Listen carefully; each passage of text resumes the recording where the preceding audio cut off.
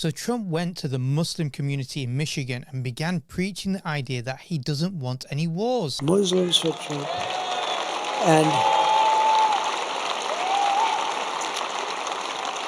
And it's become a big movement in Michigan, a beautiful movement. And you know what they want? They want peace. They really do. They don't want to be in wars. They're very smart. That he's never started any wars and that he'll bring about peace in the region. And ideally, we don't have to use it. You know, we had no wars. 4 years, we had no wars, except we defeated ISIS. The impression given is that Trump is about America first, not the neocon agenda of the 2000s, you know, invading and occupying Muslim lands, engaging in regime change and bringing about democracy to oil-rich Arab countries. In essence, trying to reshape the entire Muslim world for America's interests. No, apparently Trump is different. But is he really? And from the outset, let me be clear, Trump's policy towards the Muslim world can be summed up in really one word: Israel. Almost the entirety of Trump's policy revolves around Israel. Yes, there are concerns about curtailing China and Russia's influence within the Muslim world. Some smatterings about human rights, protecting minority rights in the Muslim world. And yes, you guessed it, they also want to see regime change. But how can I be 100% certain about Trump's policy agenda in the Muslim world?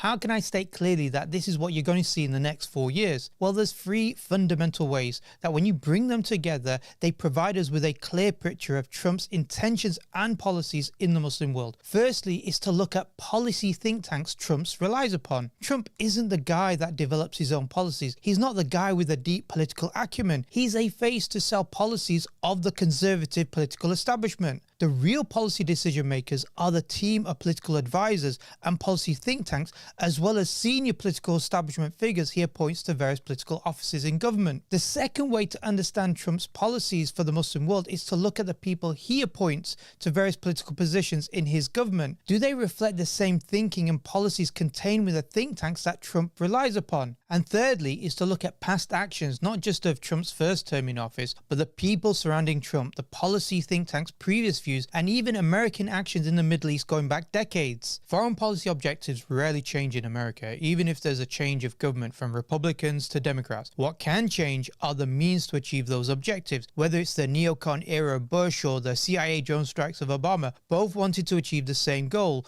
but differed in various styles. So understanding these 3 things, policy think tanks, appointees, and past actions, can build a picture, a clear picture of what you're expected to see in the next 4 years of Trump's government. Well, really, I'm just going to focus on 2 things, primarily the policy think tanks that Trump has relied upon, he's outsourced his thinking to, and secondly, the type of people that he's appointed to government. So firstly, let's look at whom Trump has outsourced his policies to. There are 2 prominent policy think tanks for this. First and most prominent out of these 2 is Heritage Foundation. The second is the lesser known American First Policy Institute. Heritage Foundation is a right-wing conservative think tank that's been around for over 40 years, gaining prominence during Ronald Reagan's era. As Heritage Foundation website states, Heritage was President Reagan's favorite think tank, and Reagan was the embodiment of the ideas and principles Heritage holds dear. And they also claim that 2000 Heritage Foundation recommendations were adopted or attempted during Reagan's period in office. This is also a think tank that receives over $107 million each year,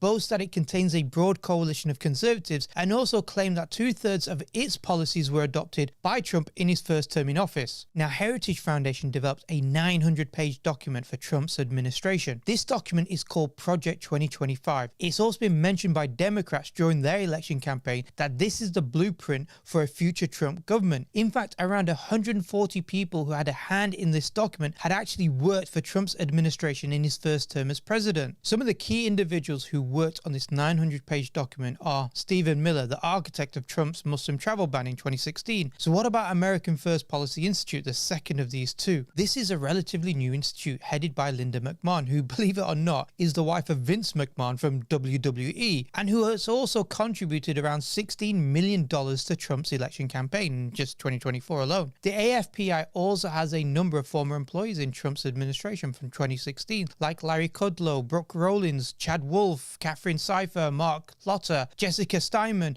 as well as many others. numbers. So you have these two prominent policy think tanks that Trump has outsourced his thinking to, that both contain people employed by Trump in his first term in office, and in the case of Heritage Foundation, had 2/3 of its recommendations adopted by the Trump administration in his first term. So what do these two think tanks say? What do they propose regards to policies? What is their thinking regards to the Muslim world? Because believe it or not, if you understand this, then you'll understand Trump's actions and vision and policies in the next 4 years. Well, Heritage Foundation and AFPI are clear about providing unquestioning support for Israel.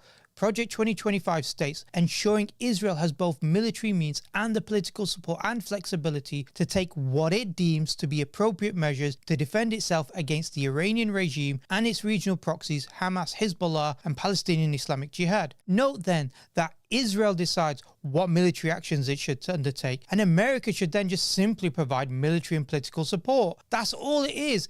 Israel decides the policy and America provides the weapons and the arms and the political support and the money in order for Israel to enact this policy within the region. It honestly sounds like the tail wagging the dog's body. So what about American First Policy Institute, AFPI? Well, there's no difference there either. In a document which was written in January 2024, which at the time was addressed to Biden's administration, it states Israel must be given the time it needs to thoroughly defeat Hamas as a military and political entity. There can be no going back to accommodation before October 7th. It also goes on to say the Biden administration must give Israel all the military aid it needs. And as we can see, Biden administration has pretty much done exactly that. Even then, AFPI has been extremely critical of Biden, or in fact any other senator or congressman that has criticized Israel. They issued a press release titled AFPI condemns Senator Chuck Schumer's criticism of Israeli Prime Minister Benjamin Netanyahu. In other various articles produced by AFPI, they've condemned and severely criticized Biden for not backing Israel enough. At this critical time in Israel's history, US officials and agencies should not be publicly attacking Israeli government or meddling in Israeli politics.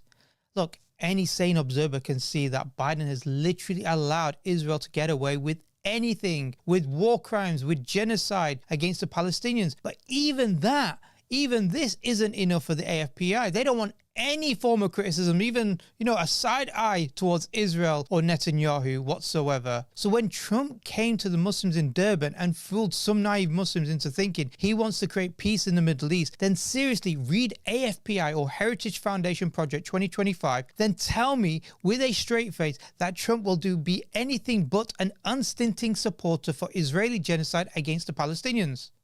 But it gets worse, because what does Project 2025 and AFPI's views on Palestine and the Palestinian people? Project 2025 states the Palestinian Authority should be defunded. That's the authority, the group or the organization that runs the West Bank. And the AFPI states that all funding to UNRWA should end. This is the UN body that's there to help and provide aid to the Palestinians. And that Qatar should remove Hamas leadership from its lands. Project 2025 also omits any reference in its 900-page document, a few hundred of which is related to foreign affairs, but it omits any reference to a Palestinian state or the so-called two-state solution. But AFPI is even more explicit on this. The Biden administration should not try to second-guess the Israeli government as to its military needs, its policies, or its war goals, and should not try to entangle Israel in peace process talks about a two-state solution. The October 7th attacks demonstrated beyond any doubt the utter folly of empowering Hamas or Fatah with statehood. Hamas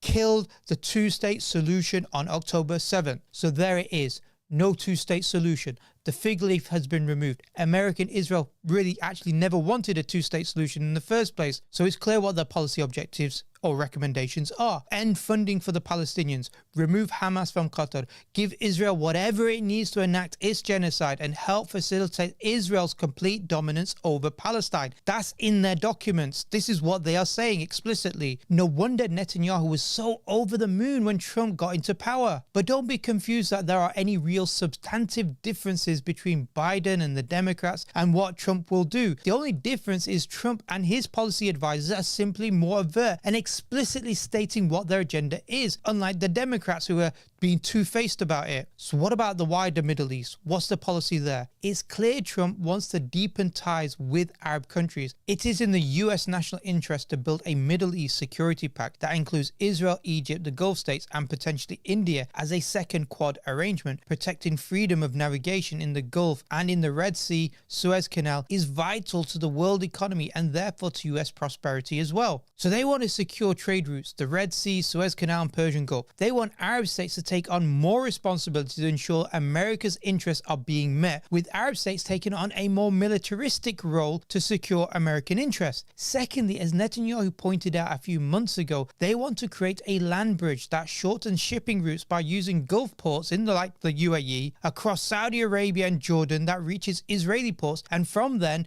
through the Suez Canal to the rest of the world. In that sense, India is brought into the pact because they want Indian goods to be traded as a way to diversify away from Chinese-made products. It shows Israel and its Arab partners forming a land bridge connecting Asia and Europe between the Indian Ocean and the Mediterranean Sea. Across this bridge, we will lay rail lines, energy pipelines, fiber optic cables, and this will serve the betterment of 2 billion people. They want to build Indian economy to rival that of China in essence. So you have Indian goods transported to UAE ports, crossing Saudi lands to reach Israeli ports, then through the Suez Canal. That also means Saudi needs to be brought in on the Abraham Accords. This is what it says. Second, the next administration should build on the Trump administration's diplomatic successes by encouraging other Arab states, including Saudi Arabia, to enter the Abraham Accords. You see, Saudi normalization deal with Israel is threefold for America. Help create this land bridge, secure Israel's position in the region, and to stay off China's encroachment in the Middle East. And in return, America will help diversify Saudi economy, build a stronger security pact with Saudi Arabia, and provide more military hardware to Saudi. The price of all of this is to sell Palestinian blood. So we'll probably see Saudi Arabia being pressurized into recognizing Israel. And to be honest, under the current MBS leadership, that's just a matter of when and not if. And now that Trump's policy advisors have explicitly said that the two-state solution is dead, then Saudi facade of saying, well, we're only going to normalize with Israel because in return we get recognition for a Palestinian state. This is also dead. They're going to recognize Israel without any idea or any commitment to a Palestinian state. So, okay, what about Iran? What's their policies for Iran? Before mentioning this, I need to explain what these policy think tanks propose as strategies for military conflict. Unlike Bush's era, where regular forces were sent to invade and occupy Muslim lands like Iraq or Afghanistan, which resulted in costly wars and ultimately a humiliating withdrawal by the US, these policy think tanks propose the use of special forces operations under what they call irregular warfare. And no longer do they just want to limit this type of irregular warfare using covert CIA operatives or special forces against non-state actors like what they call in terms of terrorists, but they also want to engage in irregular warfare against state actors too. We limit ourselves to addressing only the symptoms, non-state actors, not the problems themselves, China, Russia, North Korea, and Iran. So their agenda would be to use military strikes, covert operations, assassinations, cyber attacks, and the use of special forces without declaring an open warfare, not just against non-state actors, but against what they perceive as hostile states like Iran. So the policy objectives are no different to previous administrations. Look, CIA covert operations, assassinations, use of special forces, drone strikes, they've all been a hallmark of American foreign policy for decades now. They just want to increase it without the need to use regular forces to invade and occupy these countries. This is what these policy think tanks are calling for. And that's because they know they can't win when it comes to regular warfare against the Muslim world. What Trump's policy advisors plan for Iran. The AFPI document entitled Empowering the Iranian People to Advance America's Security argues that military pressure works against Iran, and it cites a number of examples of when America in the past has engaged in military actions against Iran and how Iranian regime has backed down. The one type of pressure that has had a restraining effect on the regime is kinetic military action. The document also goes on to recommend two main strategies. The first is called maximum support for the pro-freedom movements, which essentially attempts to bolster Iranian dissidents and opposition movements to bring down the Iranian Republic. The US should facilitate the movement of Iranian opposition activists and provide, where possible, financial assistance to them. Here's an ironic point that the document also makes. US government spokesmen should regularly address the repression of women, gays, children, and ethnic minorities inside Iran in the US media to increase public awareness of the regime's repressive nature. It's funny, isn't it? You know, obviously Islam has its own views with regards to abortion, LGBTQI, etc. and women's rights. That's not the point. The point is the irony. While at the same time they're speaking about their repression, they're being accused of causing repression in their own countries against these same groups of people. It just shows to you that they don't really believe in these values at all. The second part of the strategy, as mentioned by the AFPI, is called maximum pressure on the regime. Empowering the opposition must go hand in hand with delegitimizing the regime in Tehran. Here they recommend harsh and crippling sanctions on Iran, including to its exports of oil, preventing the use of the dollar and global financial markets. But it also states this, just think about this point that I mentioned previously. As matters escalate between the Islamic regime and the US and its allies in the region, the US should make clear that Iranian attacks against Americans will result in US military strikes against Iran, in particular the IRGC. They believe in the right to engage in military actions, irregular warfare, the use of CIA covert operatives, the use of drone strikes, the use of missile strikes, the use of special forces against Iran, particularly the IRGC. So that in brief is the policy recommendations made by Trump's policy advisors from the Heritage Foundation and American First Policy, and I'll summarize it later. But before I do, what about the political appointees? Do these political appointees represent and reflect the policy think tank's recommendations? So let's go through some of them. So Mike Huckabee, he's been appointed as US ambassador to Israel. He's a person that backs Israeli settlements in the West Bank. Here's what Judge Napolitano said on his YouTube channel, who knows Mike Huckabee personally. Once he's inaugurated, Mike Huckabee, the former governor of Arkansas, whom I know very well and with whom I worked at Fox for probably 7 or 8 years, denies the existence of a Palestinian state, denies that the West Bank is Palestine, denies that Gaza is Palestine, denies that there's an occupation. You know what, there's so much I could actually say about Mike Huckabee, but I need to keep this video as concise as possible. But believe me, he's made some egregious statements against Islam and Muslims and what Muslims believe. And Kristi Noem has been picked as Homeland Security Secretary. This is what she said: "Beloved people of Israel, your friends and allies in America stand with you. We support you in defending your homeland given to your people by God." Elise Stefanik is the US ambassador to the United Nations. Here, you can just check out what she says herself.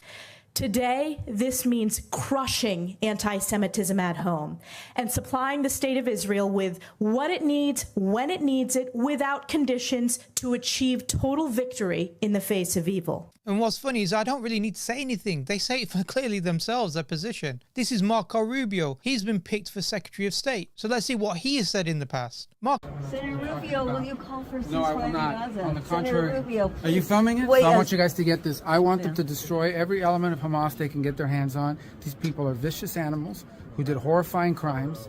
And I hope you guys post that. And what about the civilians that are being killed every day? Hamas should stop hiding behind civilians, putting civilians in the way. Hamas knew that this was going to lead to this. So Hamas should stop building their military installations underneath hospitals. So you don't care that 15,000 have died? You don't care about the babies that are being killed every day? I think it's horrifying. I think it's terrible, and I think Hamas is 100% to blame. That's what I think. Make sure you post that, please. Marco Rubio is just imitating Zionist propaganda lies of Hamas using human shields. That's why Israel has to kill so many civilians. It's all Hamas's fault, not Israel, the occupying power within the region that have enacted and enacting a genocide and have enacted ethnic cleansing in the past against the Palestinians. No, it's not their fault. It's all the Palestinians' fault. Then we have Pete Hegseth, who will assume the position of US Secretary of Defense. He's a person who supports the extremist Third Temple movement, which indirectly calls for and supports the demolition of Al-Aqsa Mosque. And it got me thinking about another miracle that I hope all of you don't see too far away. Because 1917 was a miracle, 1948 was a miracle, 1967 was a miracle, 2017, the declaration of Jerusalem as the capital was a miracle, And there's no reason why the miracle of the reestablishment of the temple on the Temple Mount is not possible. He also argued that America or Israel should bomb Iranian cultural sites too. Here's what he said in the past. What this organization represents, what Western civilization represents today, is an understanding that Zionism and Americanism are the front lines of Western civilization and freedom in our world today. And what better time for that relationship? From the scrapping of the terrible Iran deal to the embassy move, the recognition of Jerusalem as the capital of the Jewish state, and the recognition of the Golan Heights. This president is a true friend of the state of Israel.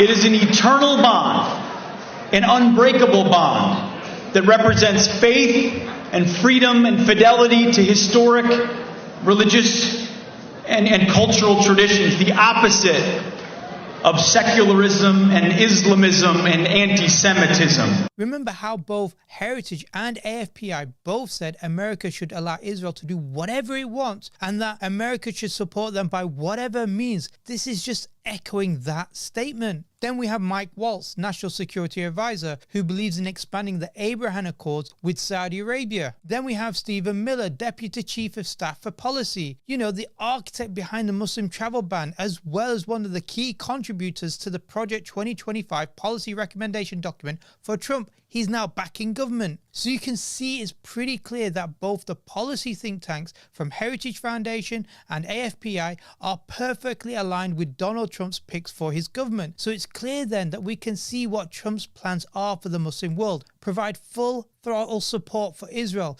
seek regime change in Iran, pressure Saudi to normalize with Israel, increase ties with Arab states with Israel to create an economic trade corridor, and end the idea of a two-state solution allowing Israel to control the whole region. And if you need any more evidence that Israel is looking to expand its sovereignty over the rest of Palestine, this is what Israeli Minister Smotrich has stated. I have instructed the Settlement Division in the Ministry of Defense and the Civil Administration to begin professional and comprehensive work to prepare the necessary infrastructure for applying sovereignty. In his first term, President Trump led dramatic steps, including affirming the legality and legitimacy of settlements in Judea and Samaria. Alongside this, there were the Abraham Accords, peace for peace. Those accords, a set of agreements facilitated by Trump's first administration, saw Israel normalize relations with 4 Arab nations. We were on the verge of applying sovereignty over the settlements in Judea and Samaria, and now the time has come to do so. So now that you're aware of the agenda of Trump's next 4 years in office, what is the Muslim world going to do? But the Muslim world has weak leadership that consistently rolls over to America and Israeli demands. This is what needs to be really changed in the Muslim world. Real change. We need to build a case for a movement for real Islamic leadership, unifying our strength, unifying resources under one Islamic leadership. This is the only way to counter the agenda of the West in general and Israel in particular. This is their policy. They have spelt it out. If you take the time, you can read it for yourself. You can check everything that I have said in their own documents. So we need to stop putting our hopes in United Nations or various Western elections that keep taking place every 4 or 5 years and start thinking about creating real change in the Muslim world, an Islamic change, a return of the Khilafah, inshallah.